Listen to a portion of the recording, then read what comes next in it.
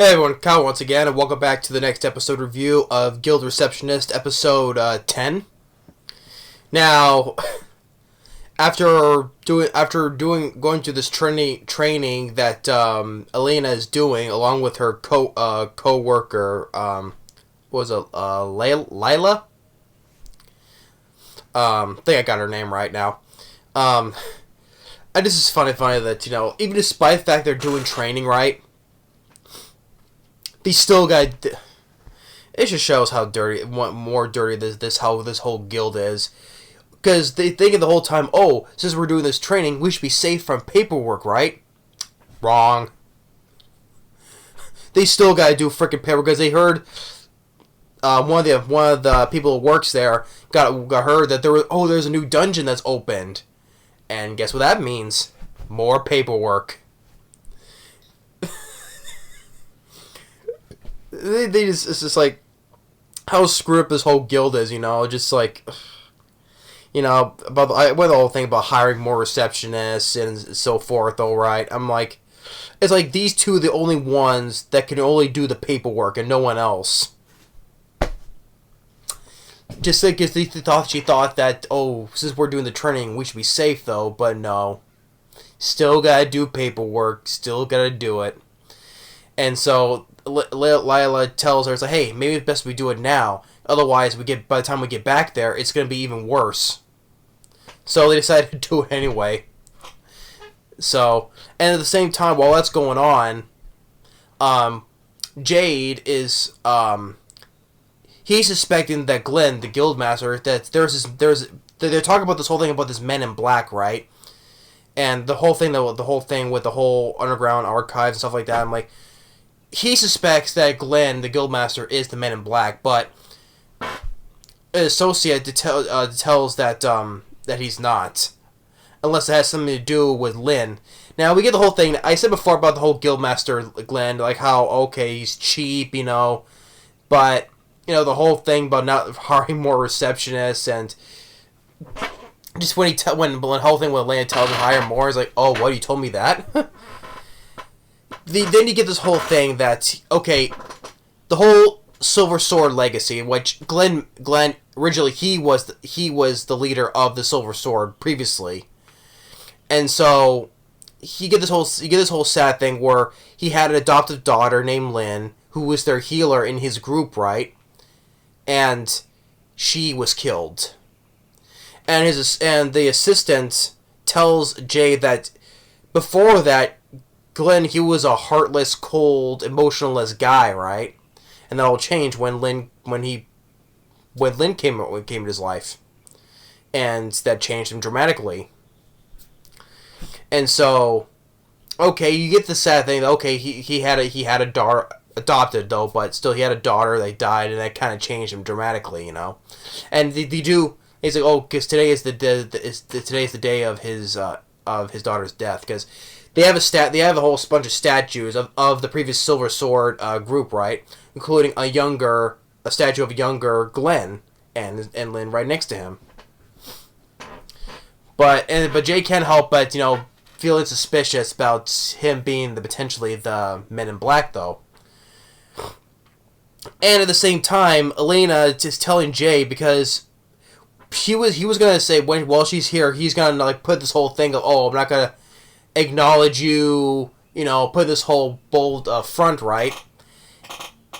That kind of agitates her more because, hey, I don't want you to do that, It's because she likes it better when she gets mad at him. See, she's showing more of her feelings towards him more all the time now. She doesn't like that she didn't put up this front of not acknowledging her, right? She wants that, she wants him to acknowledge her. So we see more all the time that her feelings towards Jay is getting more and more open, and though she still won't say it though, but we clearly see that she clearly does have feelings for him. And we also get this scene where before that where Jade is talking with the whole guild council, you can say, and how he's not really living up to the Silver Sword legacy, basically. And so we see him doing more training with his skills, he still wants to be he wants to still be strong. He still wants to be the strongest. And Glenn is telling him, he wants him to be the next guild master. So that's probably a lot for him to put on his plate, right? And then what's going on with him with Alina and Lila doing more paperwork. On top of that, and they're suspecting that Lila is telling about this whole place that they're training at. It's this place supposed to be haunted with ghosts.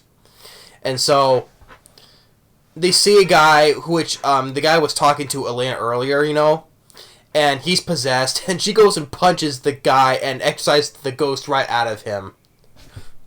It's like, you were interrupting my paperwork, go away. Punches the guy and exorcises the ghost out of him. And then they all get suspicious about the whole thing about the Reaper, because we do introduce to the Reaper, like kind of like the Grim Reaper, but because he does have the face of a skeleton like the Grim Reaper does, right?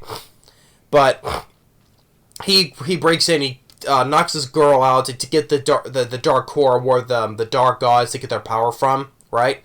The dark core. The dark gods core, yeah. That's what they use. That's what they got to give them their powers, right? So he breaks and knocks her out and takes it. And now they suspect that maybe the Reaper and the Men in Black is the same person. So them as a group, they see, like, Lila sees him. Oh, it's him. They go after him. They leave her behind in the dark, and they get there, and the whole group of them sees that it's the Reaper. But then he does a spell trap, right? And makes all of them fall through the floor.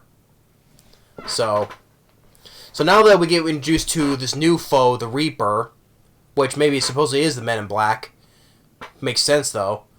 But the whole thing with more Elena's showing his feelings towards Jade, and it's how about she has to do more paperwork despite doing the training, and we get the whole sad bit of with Glenn, with his daughter.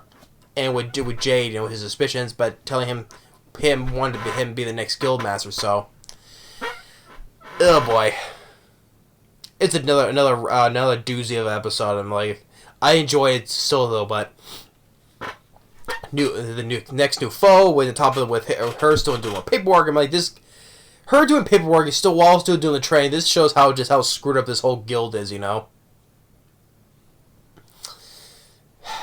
Like I said before, this whole guild is so screwy. Can't catch no breaks, can you? Never.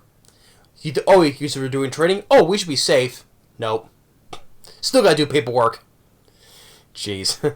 But then now we have this whole thing with the Reaper now, dealing with that, and so. But anyway, that's episode 10. Still a fun episode, still. Thanks for watching. Stay tuned for the next episode review of Solo Leveling. We'll see you next time. Later.